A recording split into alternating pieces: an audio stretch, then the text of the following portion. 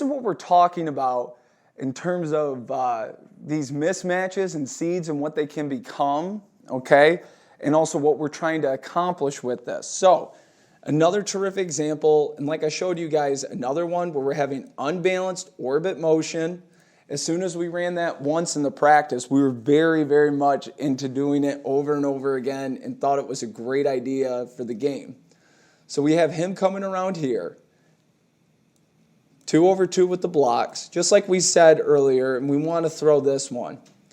Now, we're not going to be throwing this one here, and this is, in fact, window dressing, because what we're doing in the box is kind of crazy. And also, too, how these seeds evolve, and we're talking about like putting your guys in best position. Our worst play this year, run game-wise, was GT. We're not good at pulling guard and tackle.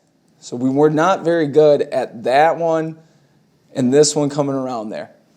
Just guys were bigger, slower. They were better at zone. Why are we wasting time with this? Well, we had GT, and we kind of tabled it in the playoffs, and we decided during this game, or at one point, we're like, okay, I think we got a GT play off of, what we're doing with that orbit motion and faking the bubble. So what we're going to do here is run GT with our slot cutting off the DN. Our running back is going to run a rail route here, and we're going to read the boundary defender. So as we watch this come along, corner runs with our receiver, takes him out of there. So we are reading this guy right here, that Will linebacker. Willie comes up into here, we're going to throw that rail.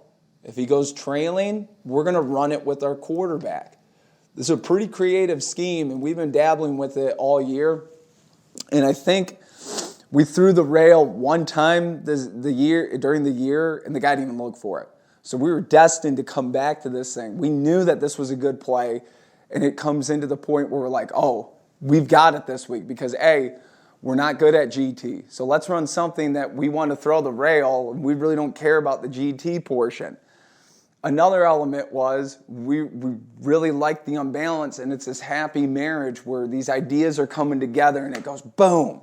So right here, rail goes, quarterback steps up, and we score a touchdown with a big one.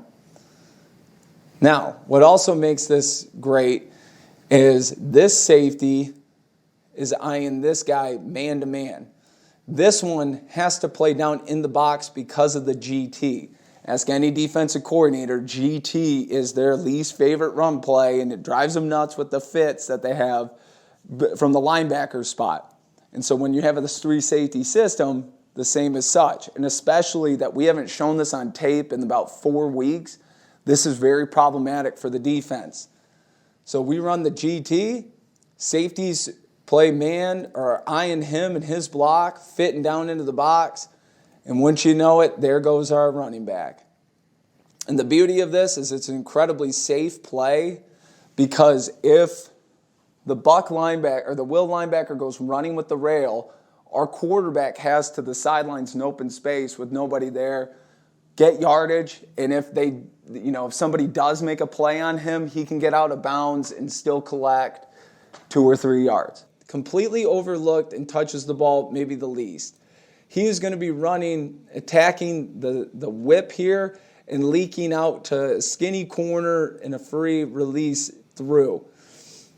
So he steps on his toes, goes behind, and starts getting vertical. What we also have going on back here is our slot receiver, who is 5'6", and played quarterback in high school, sprinting to the sideline.